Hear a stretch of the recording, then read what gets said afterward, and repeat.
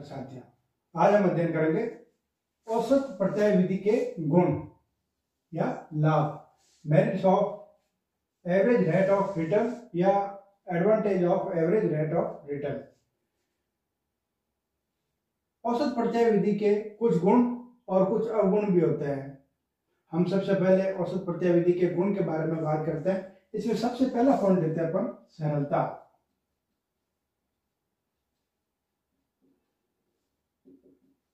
Simple या easy. यह विधि समझने एवं उपयोग करने की दृष्टि से बहुत सरल है। यह विधि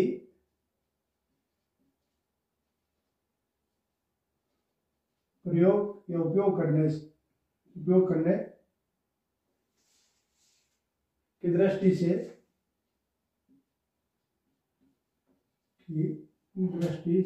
सरल है।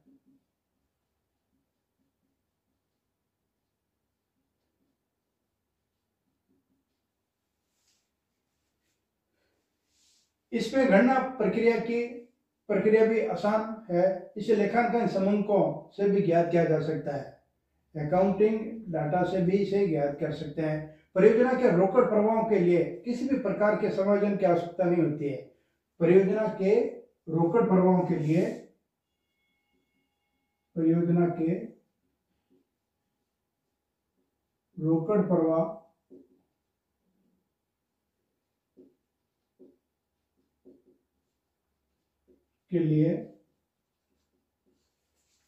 रोकड़ प्रवाह के लिए किसी भी प्रकार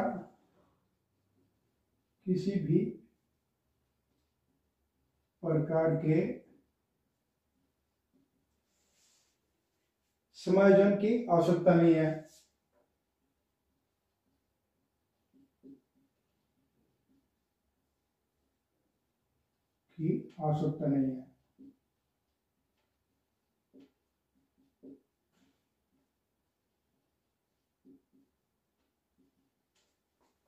सेकंड पॉइंट अपन लेते हैं विनियोग की लाभप्रदता। विनियोग की लाभप्रदता।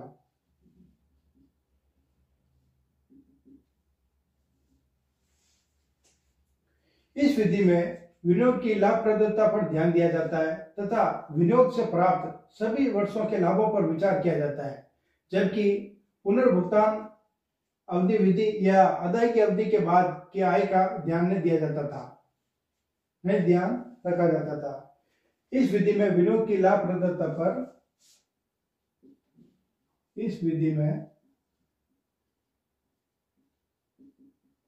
विनियोग की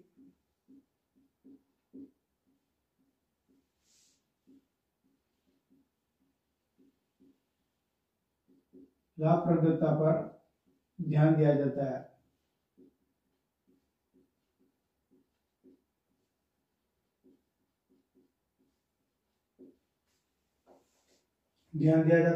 तथा विनियोग से प्राप्त सभी वर्षों तथा विनियोग से प्राप्त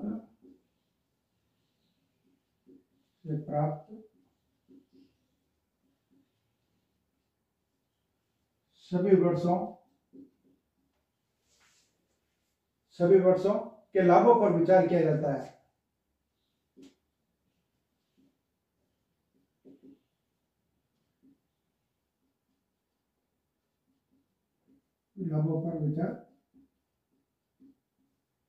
है।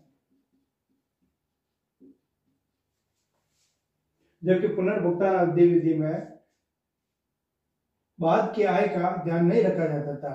थर्ड पॉइंट लेते हैं अपन उचित निर्णय।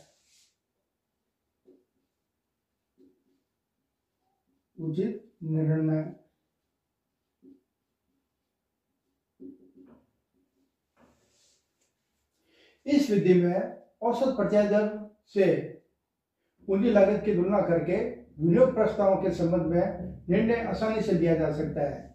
इस विधि में औसत प्रत्यय औसत प्रत्यय दर विधि, औसत प्रत्यय दर विधि से पूंजी लागत की तुलना करके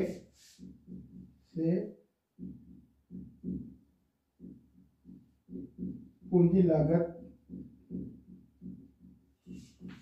लागत यानी कॉस्ट कैपिटल की तुलना करके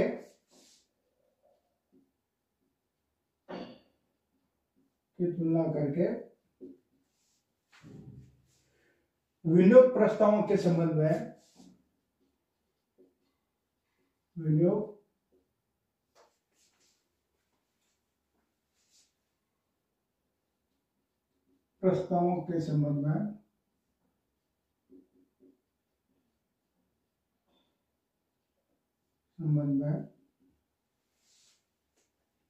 निर्णय आसानी से लिया जा सकता है।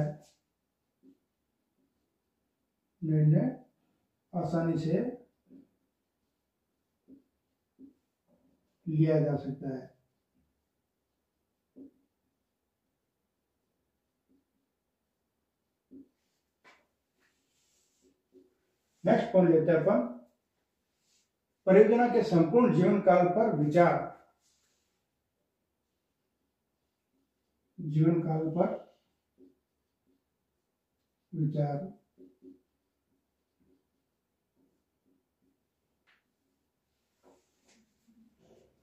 इस विधि में परियोजना के संपूर्ण जीवन काल में प्राप्त होने वाली आय पर ध्यान दिया जाता है। इसमें परियोजना के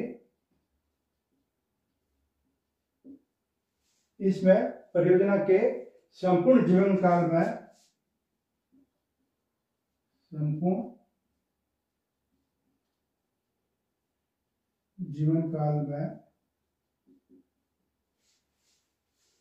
प्राप्त होने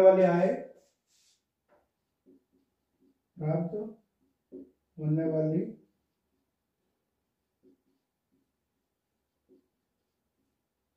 आय पर ध्यान दिया जाता है।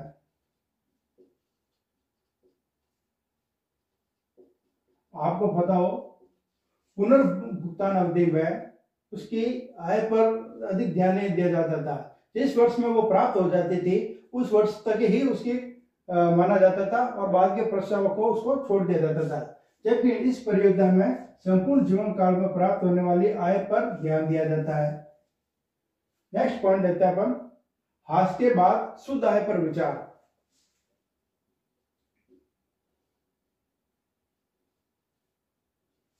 हास के बाद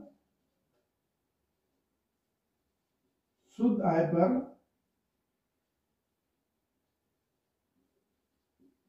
विचार।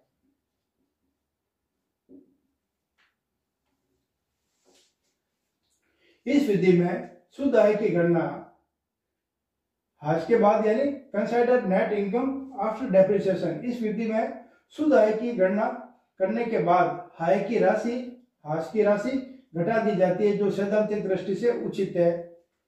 इस विधि में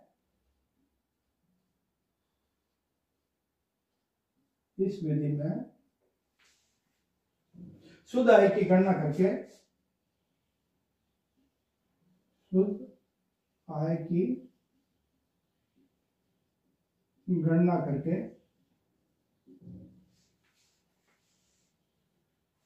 गणना करने के लिए हास की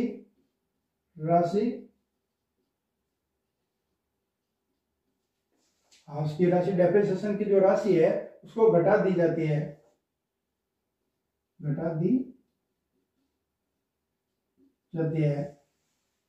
जो कि सैद्धांतिक दृष्टि से उचित है।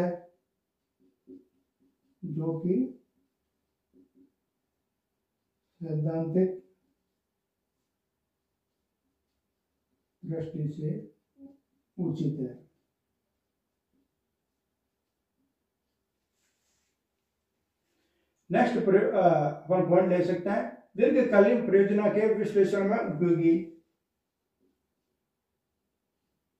दीर्घकालीन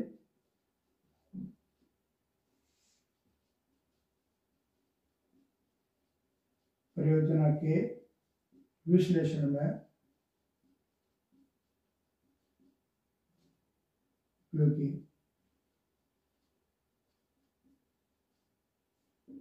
यदि किसी परियोजना का लॉन्ग टर्म इन्वेस्टमेंट करते हैं उसमें, तो एनालिसिस करने के लिए यह बहुत उपयोगी है।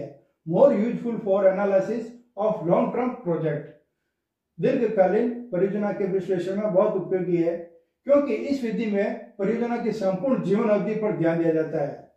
ये क्यों उपयोगी है? क्योंकि इस विधि में परियोजना के संपूर्ण जीवन काल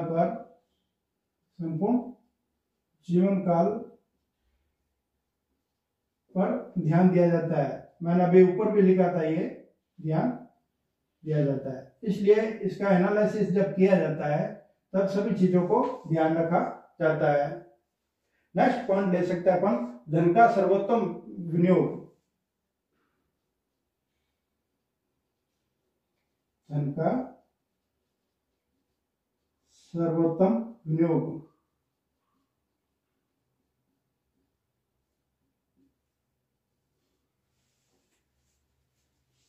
बेस्ट यूज ऑफ वेल्थ, इस विधि को अपनाकर व्यवसायी अपने धन का सबसे अधिक लाभदायक क्षेत्र में विनियोग कर सकता है। इस विधि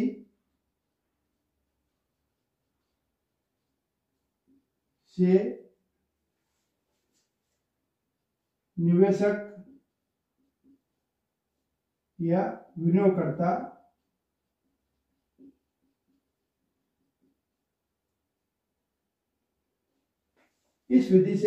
या विनियोगकर्ता या व्यापारी अपने धन का सबसे अधिक लाभदायक क्षेत्र में विनियोग कर सकता है, या व्यापारी अपने क्षेत्र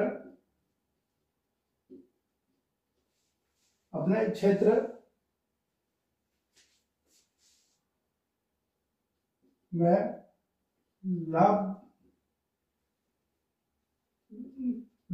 के आधार पर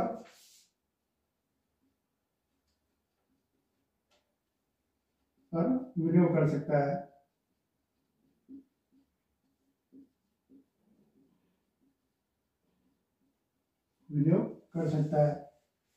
ये औसत प्रत्याय दर विधि के कुछ गुण हैं, जिसके आधार पर इस परियोजना को ये गुण सर्वश्रेष्ठ बनाने में सहायता करते हैं।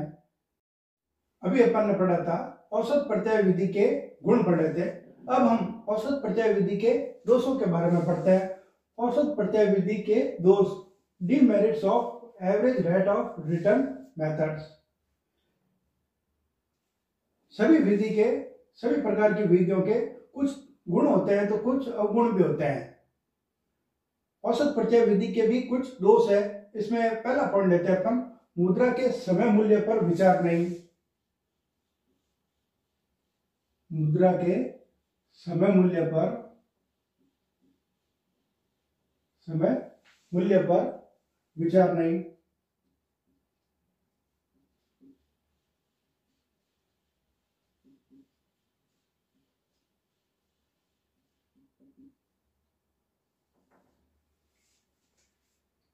Does not consider time value of money, यह विधि मुद्रा के समय मूल्य पर विचार नहीं करती है। यह विधि मुद्रा के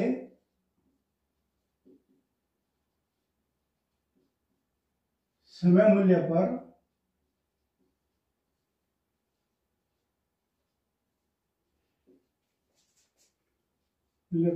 विचार नहीं करती है।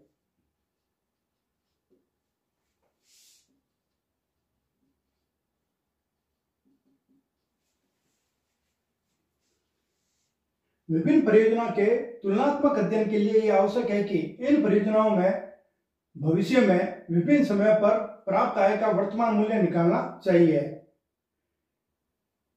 विभिन्न परियोजनाओं के तुलनात्मक अध्ययन के लिए किसी भी प्रकार की जो भी परियोजनाएं हैं उनका जो तुलनात्मक अध्ययन किया जाता है उसमें यह आवश्यक है कि भविष्य में विभिन्न समयों पर प्राप्त आय का वर्तमान मूल्य निकालना चाहिए। इन परियोजनाओं में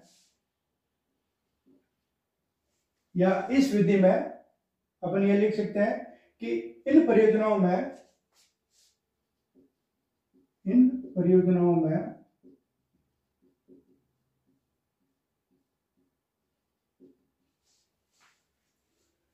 भविष्य में विभिन्न समय पर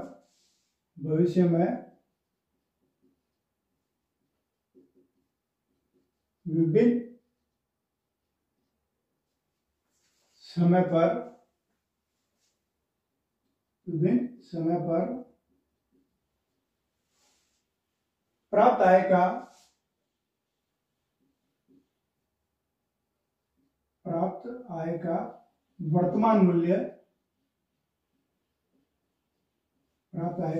वर्तमान मूल्य निकालना चाहिए।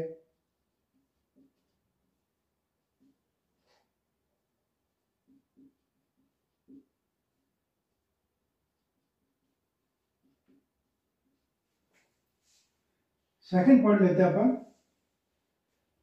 व्यावसायिक लाभों पर पड़ने वाले सूक्ष्म प्रभावों की जांच संभव नहीं। व्यावसायिक लाभों पर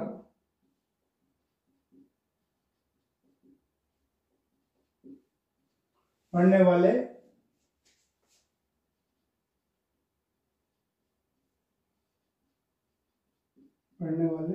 सूक्ष्म प्रभावों की जांच संभव नहीं।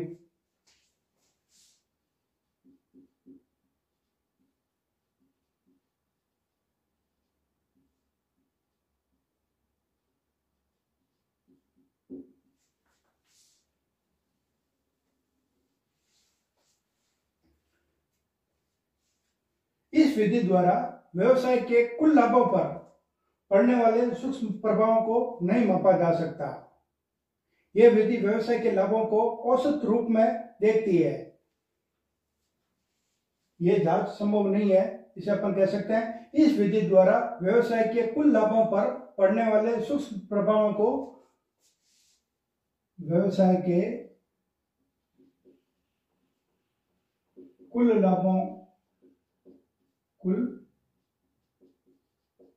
लाभों पर पड़ने वाले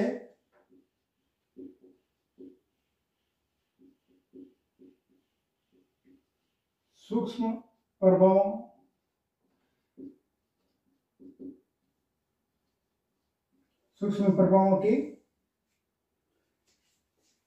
प्रभावों को मापा नहीं जा सकता।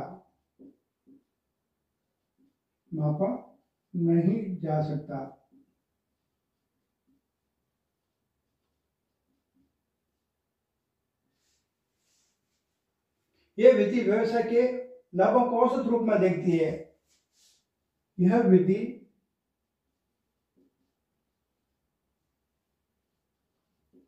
व्यवसाय के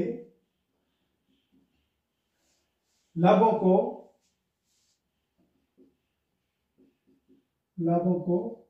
औसत रूप में देखती है।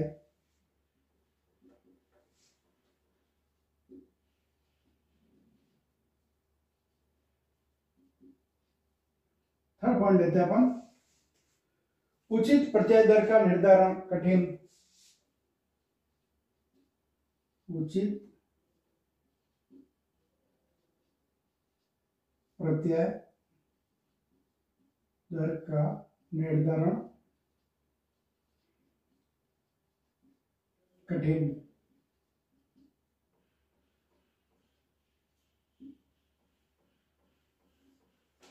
उचित प्रत्यय दर का निर्धारण कठिन। प्रत्येक संस्था का एक न्यूनतम प्रत्याय दर निश्चित कर लेती है। प्रत्येक संस्था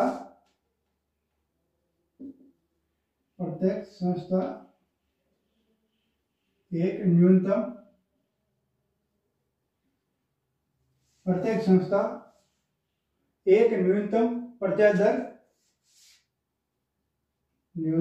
प्रत्याय दर निश्चित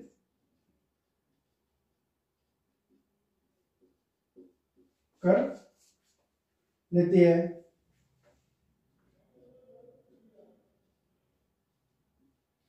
है।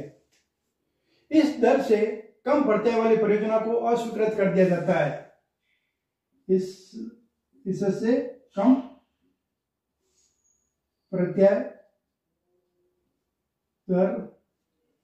इससे कम प्रत्याय दर वाली परियोजना को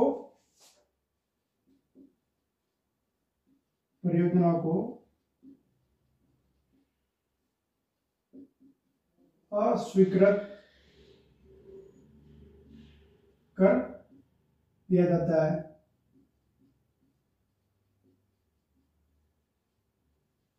अर्थात एक निश्चित प्रत्याय दर निर्धारित करने के पश्चात उस परियोजना के जो ऊपर होती है उनको तो स्वीकृत किया जाता है और उस दर से कम होती है तो उसे अस्वीकृत कर दिया जाता है। व्यवहार में इस प्रकार की न्यूनतम दर का निर्धारण करना कठिन है। व्यवहार में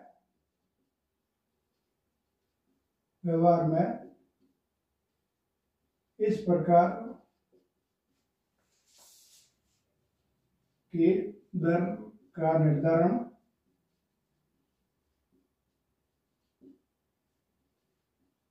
करना कठिन है। नेक्स्ट पॉइंट लेते हैं अपन परियोजना जीवन काल की अवहेलना। परियोजना जीवन काल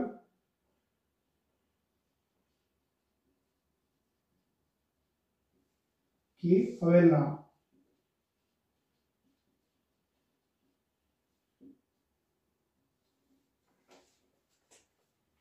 यदि विधि परियोजना के जीवन काल की अवहेलना करती है,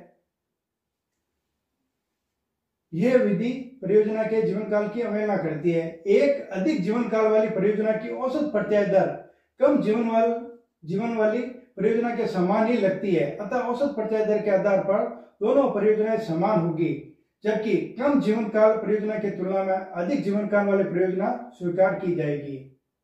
यह विधि परियोजना के जीवन काल की अवहेलना करती है। यह विधि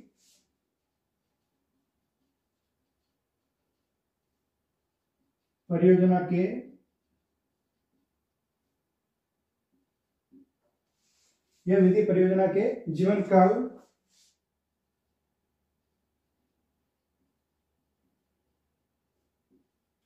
की अवहेलना करती है।